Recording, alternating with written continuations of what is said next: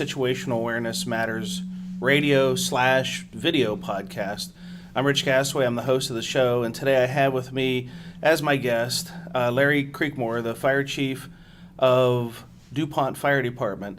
And I'm actually in Lakewood, Washington. Right now I was in town to do a class, and just a few days ago there was a very significant train derailment incident in Dupont.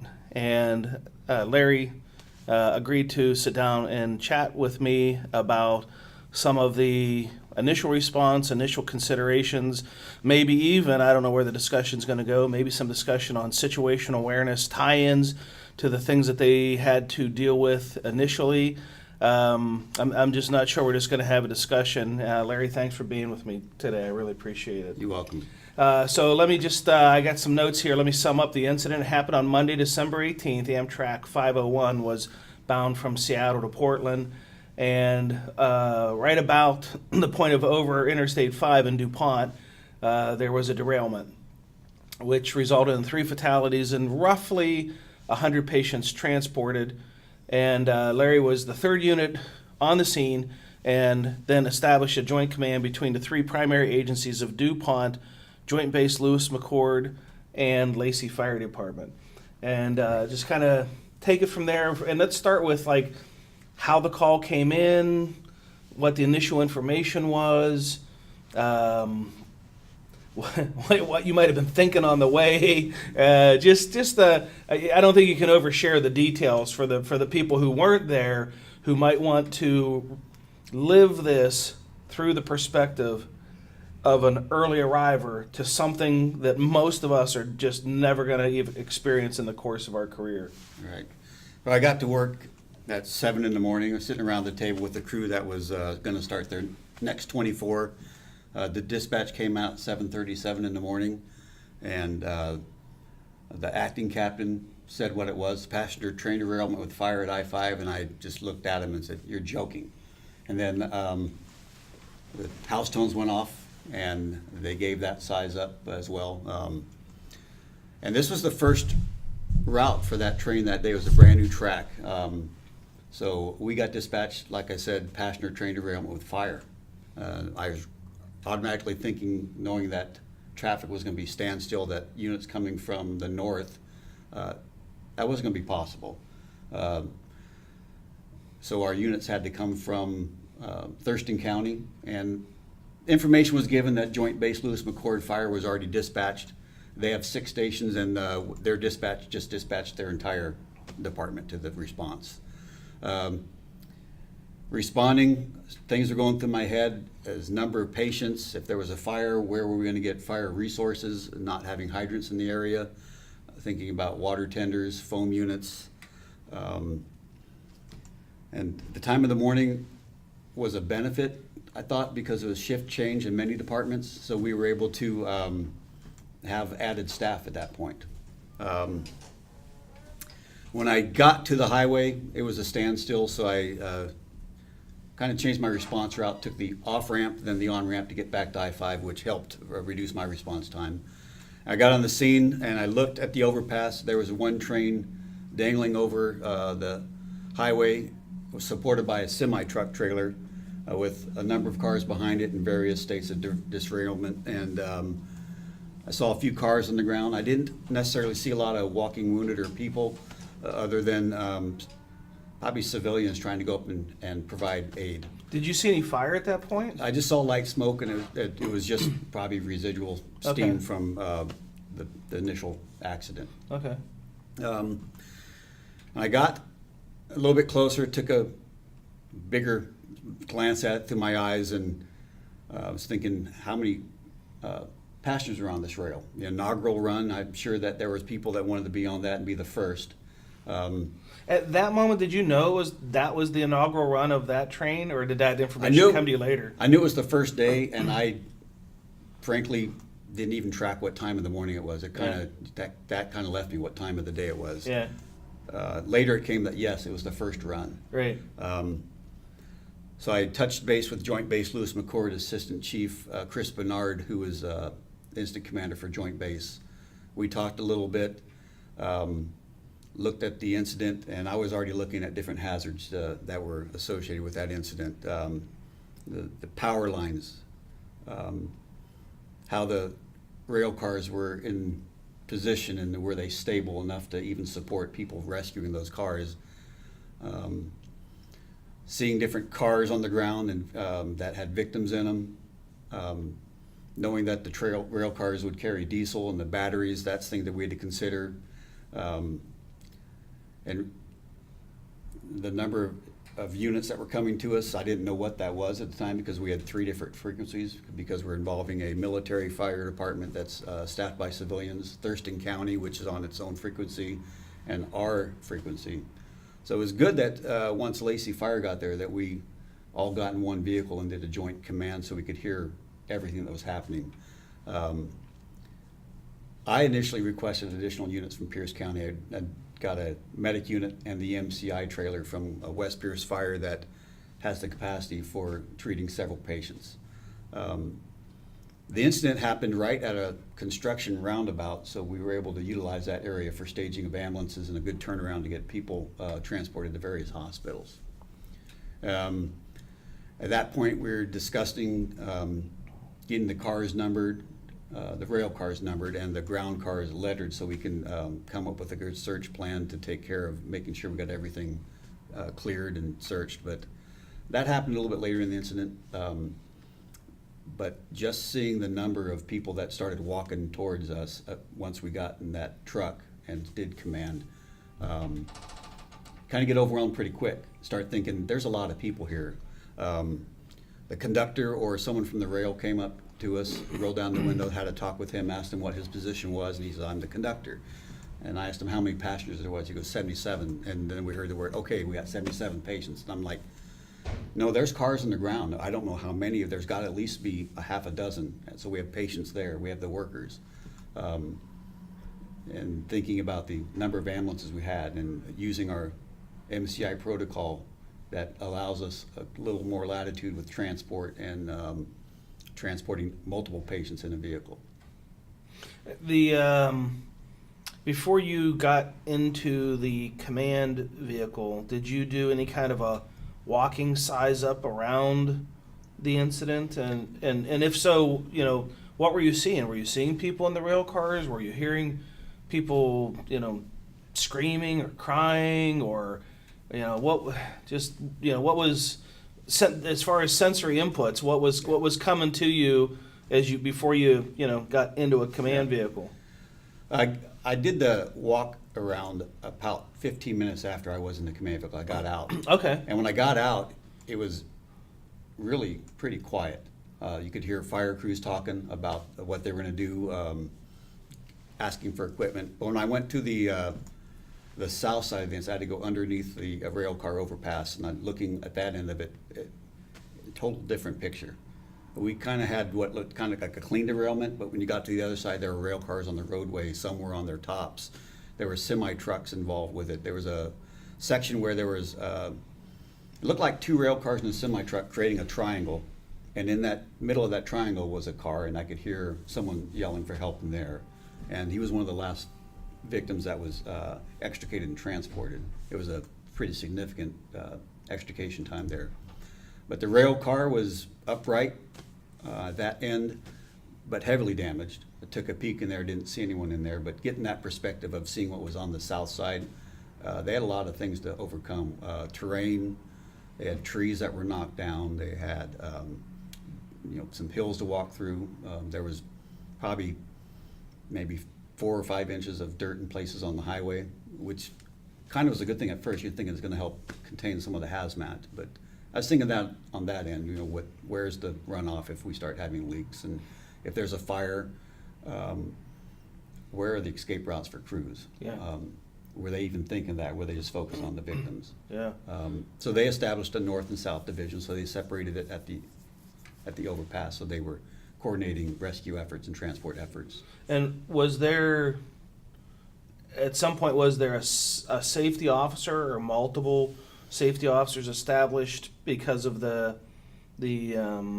potential instability of the rail cars, as far as somebody like big picture to watch out for the crews and make sure that they while they were focused on perhaps, extrication and treatment, they didn't get themselves physically into a space that maybe they shouldn't be, or? Yeah, I think really what was happening with the safety portion is each company officer was more embedded in their crew as a safety officer, and the division chiefs took care of safety in their division. At some point in the incident, I don't remember when it was, but the county sent an overhead management team and had a designated safety officer from their standpoint. And this was just about at the time when our last patients were transported. And his first comment was, the apparatus are too close. And you look at it and you're like, yeah, they are too close. So he established a safe zone, and it really was probably about an inch in length further back from the incident. Looking at the rail car that was hanging over the overpass, I think the thing that gave us the best benefit on stabilization was a semi-truck that was keeping it in place. So it just was part of the incident, but it was a benefit to us. Yeah. And we had falling concrete because the rail car busted through a section of where the concrete was, so we had some concrete coming down in bigger chunks and also smaller rubble. So you're hearing things fall, and you want to take a peek and make sure the rail car wasn't dangling or falling any further. Yeah. Now, of the roughly 100 patients, do you have any estimation, I'm not holding you to firm numbers, but any estimation of how many of those victims, let's just go with maybe the 77 that were on the rail cars, how many of those people were able to self-extricate out of the rail cars and perhaps were wounded but not entrapped? I think we're so focused at the command post, talking amongst the three of us, that I didn't really notice people walking to where the treatment and transport area was. I saw people being backboarded and taken to that area, and at one point the conductor came up to us, and I rolled down the window a little bit, and he said there's 18 people at the top of the hill bleeding, and there wasn't any crews up there yet because we had to use ladders to access that, cut through some barbed wire. So we got crews up there pretty quick. I know this morning I heard there's a couple dozen people still in the hospital. Most everyone's been released.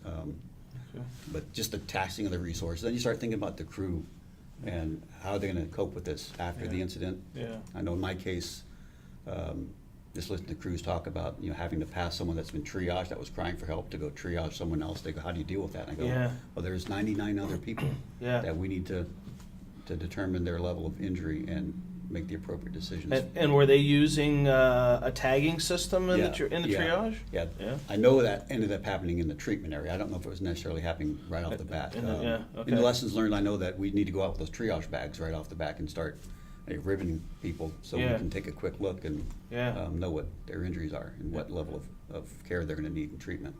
So do you have any sense of how many entrapments there were? And I'll define entrapment as somebody was in something like that vehicle you said that was kind of in that triangle, but in some vehicle, whether a rail car or personal vehicle, in such a way that they couldn't get themselves out, that required some fire department form of rescue and extrication. About how many? Well, I know of three. The one in the car that happened later once they were able to get the other people that were easily removable. I know another one that happened up on the probably the North Division, and there was one that happened in the car that was dangling. There was a father and a baby in the bathroom, and they were able to get up there, and they had to use hand tools to get that. And I didn't even see the rescue happen. I just know that we were told that they got him out of the rail car, and then you see a father and a little baby standing there uninjured. So that was good to see that. Maybe because they were in the bathroom, it might have. I think so. That kind of maybe protected them. What are some of the things that, as you have reflected back on it, that you could say maybe were surprising? Something or several somethings that might have happened that you would have said prior to that, I wouldn't have thought about this happening, but this happened, or I wouldn't have thought about this event occurring, and then it occurred, and then we had to resiliently kind of deal with that, and kind of caught us off guard, or Because I gotta think that even though we train for things like this, when it really happens, there's probably just some things that just don't, that we're just not expecting that occur. Yeah, I was thinking back to when I was with South Kitsap Fire a number of years ago. We did an MCI drill at an airport, and we had 100 patients, and the retired medical officer called me the other day and goes, "You remember that drill? We transported 100 patients with, we simulated a bus crash, and we did that in about 2 hours." And he did say, "in a sterile environment." And I go, I do remember that. I think you kind of take those events and put them in that big Rolodex file in your brain, and you can recall things that you need to do and improve upon. I wasn't expecting this on the first day of the rail. We expected there might be an incident somewhere along the route where a tractor trailer might have been half through the intersection and had their trailer portion hit. Mm-hmm. But this one, you don't expect that. You train for it, you prepare for it. I think you go to work every day thinking that something big is going to happen. Otherwise, you're going to react rather than respond. Uh-huh. Was there anything that you look back now and you say, "Man, I wasn't thinking that this would have been one of the factors, but it ended up being something that we had to deal with."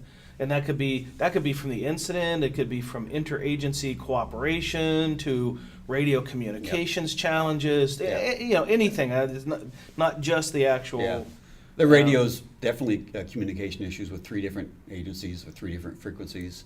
And the law enforcement, the number of Pierce County State Patrol, city police officers, military police officers, both civilian and military, all with their own set of interests for the incident. And it'd be nice to grab one of those folks and say, "You're the representative for law enforcement, and we need to tighten that joint command even greater." Did that happen? Not until they moved to the command post. And initially, I know they wanted us to move to a command post that was, at a golf course a little bit further down the roadway. And it's like a good suggestion, but we'll do that after we mitigate this first, operational period for us. Yeah, kind of had to be able to have some eyeballs on things to help you gain perspective. Correct. So how far into the incident did the command post move? It's just time-wise. Was it a couple hours in? Or? It seemed like a couple hours. I know as things are winding down with transports, I took a look at my watch, and it was either 9:15 or 9:30. So within 2 hours of arriving, patients were transported and heading to hospitals, which I thought that was pretty quick to do that. And we just happened to be in a good area where there's lots of resources. We had multiple private ambulance companies that were available to us, multiple fire agencies, and hospitals close by. The furthest transport my department had to do was into Puyallup, which is, they said, was a 22-minute priority transport. Mm-hmm. So I think that was the biggest shock to me, that happened that quick. And I just think it goes back to how we train as agencies, how we train together. Just a week prior to this, our department drilled quite extensively with Joint Base Fire in a acquired structure, and just to get face to face with those people so we know names and we know each other's capabilities. Mm-hmm. Yeah, helpful. Very helpful. As you look at the pictures, there's some of the rail cars seem to be dangling precariously. Was there any concern about any of those cars shifting or falling? And were there any victims on any of those dangling cars? And if so, what kind of rescue complications did that create? I think the rescue complications on the ones dangling was getting access to them. If that semi-truck wasn't supporting the one rail car, that would have been, I think that rail car would have ended up on I-5 as well as the one behind it. I think on the North Division, the difficulty of gaining access was those vehicles were, those rail cars were on their sides. So getting in there and dealing with going through people that were on top of one another, injured, getting them out. It seemed to really go smooth, that people were pretty easily extricated. They just had to get access to those rail cars and take them out, unconventional means. So it was there any victims that were caught up in twisted wreckage, or was it just a matter of creating a pathway for them to be removed and, through a door or window or something like that? Was there any, were there complications to the rescues, or was it just a matter of creating access and then backboarding or whatever and bringing them out a window or something like that? How? Yeah, getting feedback from the divisions, I didn't hear of a lot of complicated extrications other than the ones that were later in the incident, but I think it really was just access, getting to the rail cars, going through fencing, going down terrain, having to cut trees and brush out of the way to get a good clean pathway. And that, I think, was the biggest challenge, more so in that north division back in the wooded area where the rail cars were in the brush and trees. Now, you mentioned the north division a couple times, so how did you all parse this incident? House, you got A, B, C, D, and Division 1, 2, 3, 4. But when you're in open space, the normal method of identifying areas of an incident don't quite fit so conveniently. So, what was say the north, and then what was the boundaries of that, and then if there was a north, I'll assume there was a south. Yeah. And how did you come up with these geographic areas, and then how did you get them communicated to the responders so they knew they were working in the north or the south, or how did that get managed out? It was really based off where the rail overpass was. Okay. Everything on the Dupont side was north. Okay. We call that North Division. That was Okay. mainly Joint Base Lewis McChord responders, so they had their frequency, so they communicated. That means they also had Dupont work with them, and they did face-to-face communications. And the other division was opposite side of that rail car. That was Thurston County. They had their own frequency. They had Thurston County resources. Did you call that south? South. Yeah. Okay. And then was there east or west, or No, east or west, just that north-south. So okay. This incident, I mean, once the trains derailed, and it was really a tight space. So Okay. that they had good eyes, good company officers managing their crews and taking care of the rescues. And Okay, with so many response agencies, and by your statement, which has been my experience as well, that the various agencies that come in all have their priorities, which are not necessarily compatible with other priorities. How did you bring control of all these agencies? Who was there? Where were they?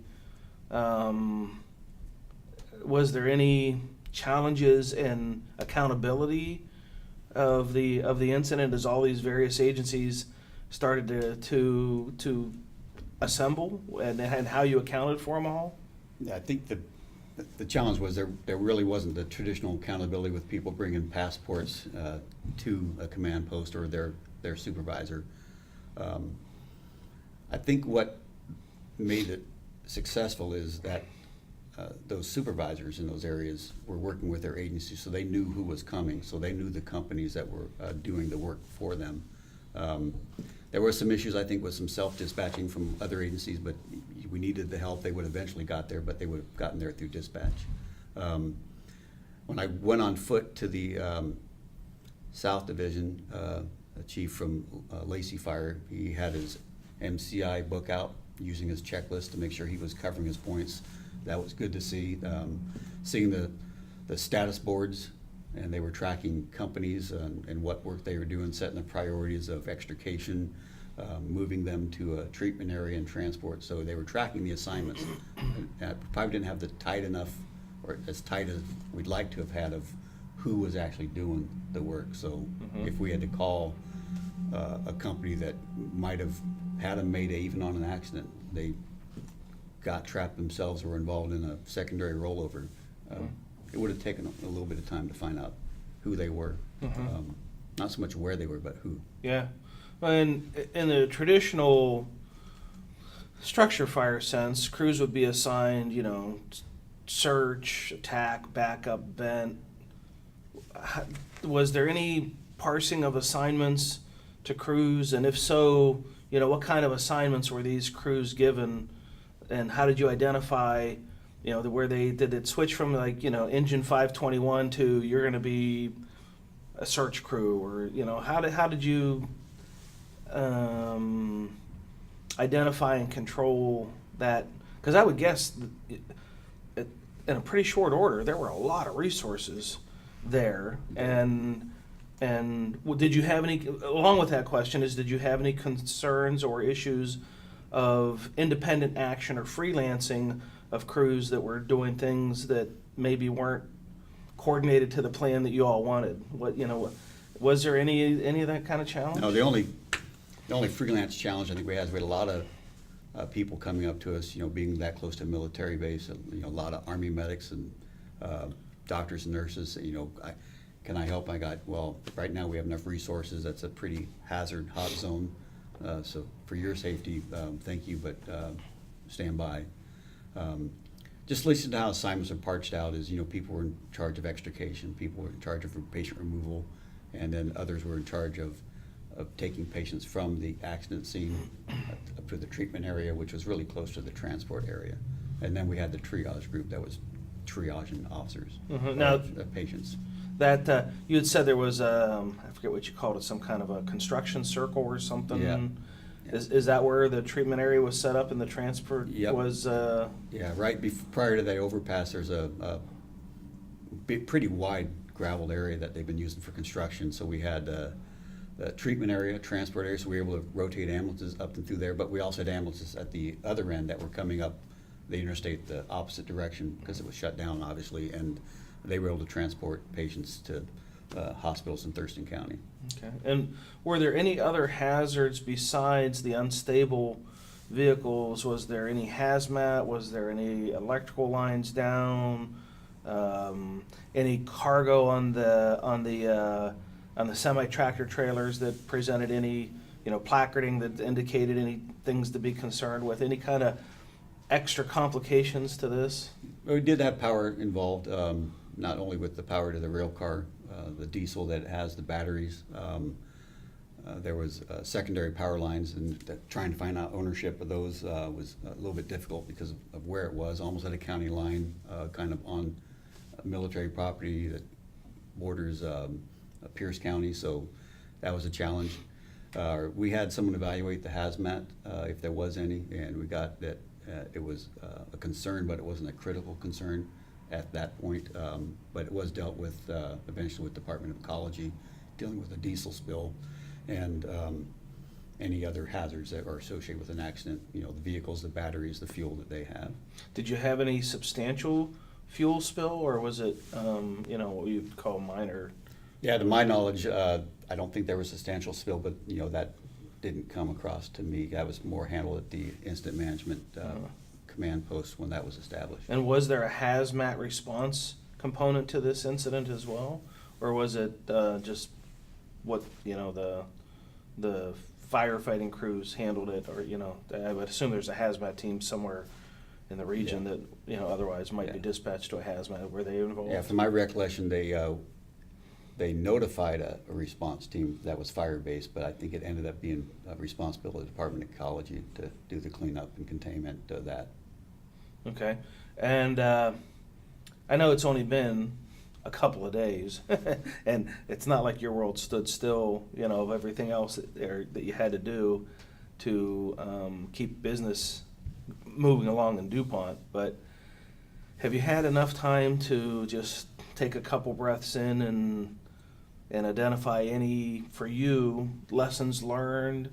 Gee, next time I'll be smarter about this, or if I had to wind it all over and do it all again, maybe I wouldn't have done this. Any kind of takeaway lessons for the listeners and viewers that if they ended up having something like this, that they could benefit from this? These are some really strong takeaways that I've been able to identify. Yeah, I think for me, being that close to the county line, Thurston County, Pierce County, is we don't train a lot with Lacey Fire. I know them just through association, but I think getting those relationships established with drilling with not everyone in Thurston County, but someone that's going to initially respond to that incident, so we are familiar with one another. We run incidents the same way. We both are using the Blue Card program, so terminology was not a foreign language to us. I think getting a bigger command vehicle there early would help to get 3 players in a vehicle that are on a joint command. I was in the back seat, and it was a back seat. Yeah. I think trying to get everyone maybe to go to a common frequency, that like a state frequency that we could all communicate together would probably benefit, so everyone can hear what's going on. And really, there wasn't a lot of radio communications, a lot of face-to-face, and the divisions were doing face-to-face, and I think those are things I can only think of now. Yeah. And for business as usual in our town, we were already closed for 2 days for doing citywide training. We were supposed to start city staff that has not completed IMS training. They were supposed to start that day with classroom IMS training, and So they just did a field trip. yeah, because the non-injured patients or the victims in the train derailment, we had taken to the fire station, and word got out, and the community there just showed up with food and water, and we had ambulances staged there for a triage, make sure no one was really hiding an injury. Taking care of handling our calls within the city because resources are depleted, so getting backfill, getting an ambulance moved up, that as a paramedic ambulance, so if something happens, that our response times within our own agency weren't delayed. So I'm still thinking, I still got a city of 10,000 people to protect, but this incident's happening now, but I need resources to take care of what can happen. Yeah.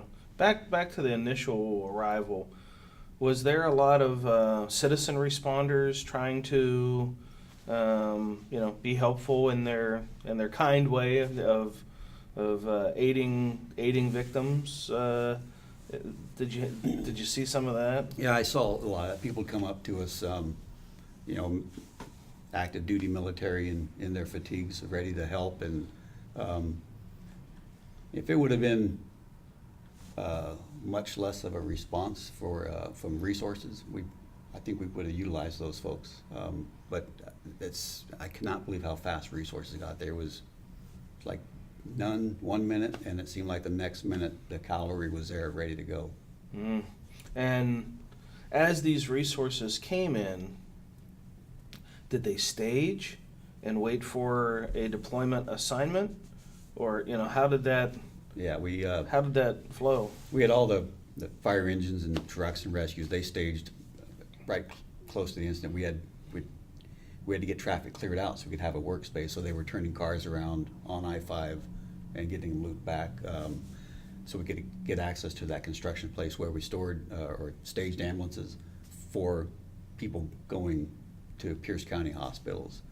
At the other end of the incident, they just came down the highway the opposite directions and stayed down there. And good thing you bring that. I didn't even think about how much traffic there was and how many. There had to have been hundreds of cars in our work area, and law enforcement was really good at getting those cars out of there. So we had a place to work.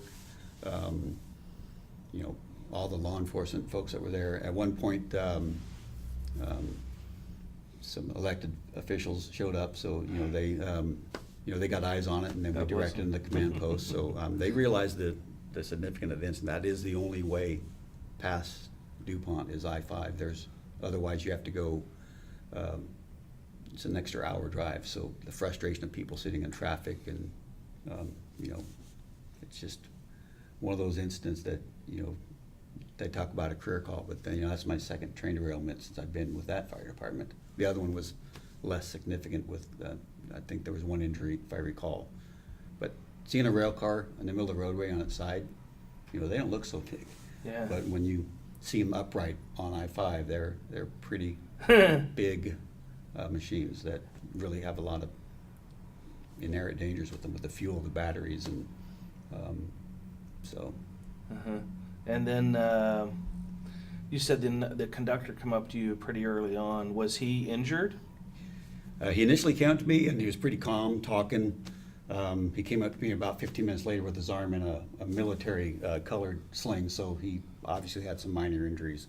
But he was relatively calm, talking to us, really, really getting us numbers of people and going back and forth. And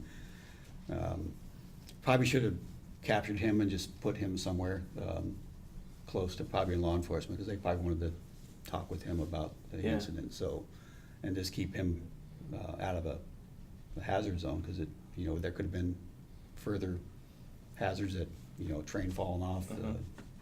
And I know that without even saying, you activated a mass casualty plan of some sort that you have for the region. Yeah, and earlier on, I think I said that I was thinking about an MCI, and if it's coming from our end, it would take a while to get there. But Thurston County had already activated an MCI one, and I don't know what their numbers are in Thurston County, but it seemed like an MCI 2 probably would have been what we needed, but it seemed like we got those resources pretty quick. I mean, I didn't think there was that many ambulances that close to that county line, but they were Do there. you have any estimation about how many ambulances were involved in this process to transport roughly 100 patients? I don't know. All I know is my unit, because we had some stable patients in our rig, we transported twice, but 8 each time. So we transported 16 patients. Eight at a time. Yeah, we had people that were stable, but we also had some people that were backboarded. Yeah. And that was typically, you hear another medic 22 transporting 2 red, 7 green, and they would go to the hospital that was receiving. Yeah. And you also have to think about that is what hospitals are open, how many can they take, how many of which color in a MCI incident can they take. So the traditional sense of completing patient care reports in an MCI just kind of goes out the window. Essentially, you just have maybe a name and a chief complaint and a prioritized Yes. red, yellow, or green kind of scenario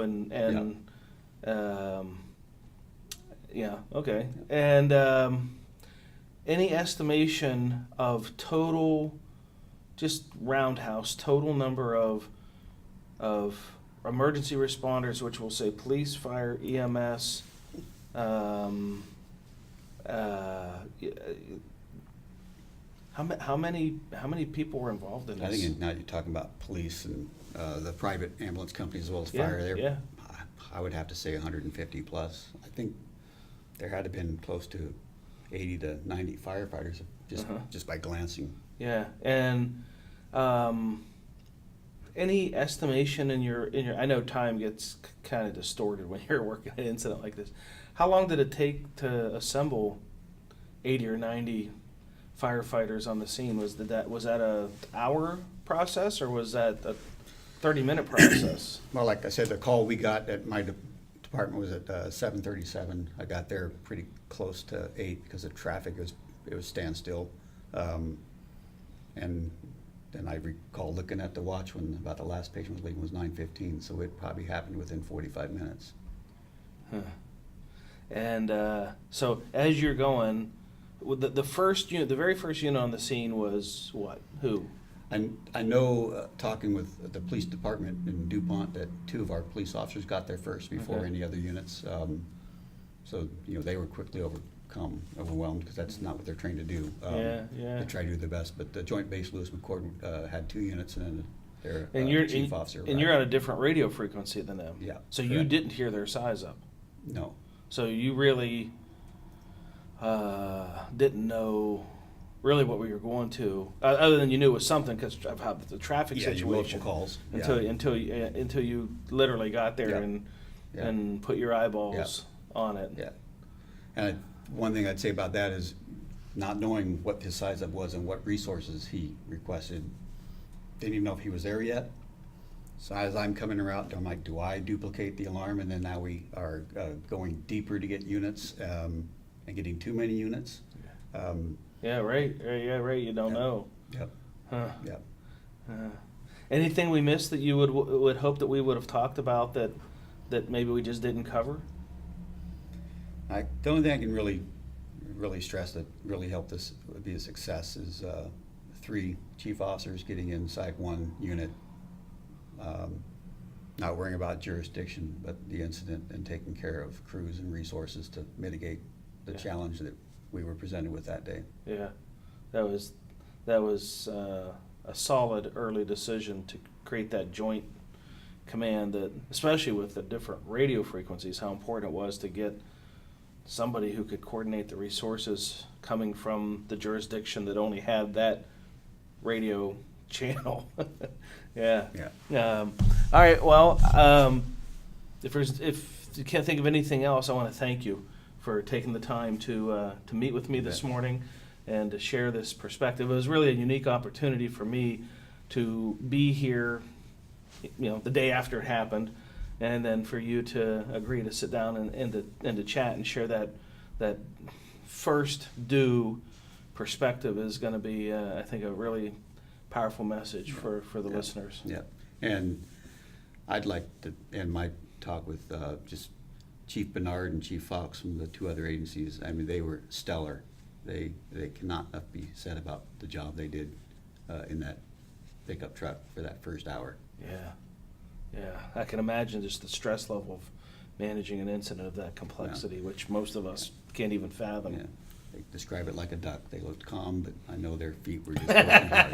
Yeah. And the same for you, probably. You probably look calm on the outside, but we're going pedaling 1,000 miles an hour on the inside. All right, Larry, thank you. All right, thanks.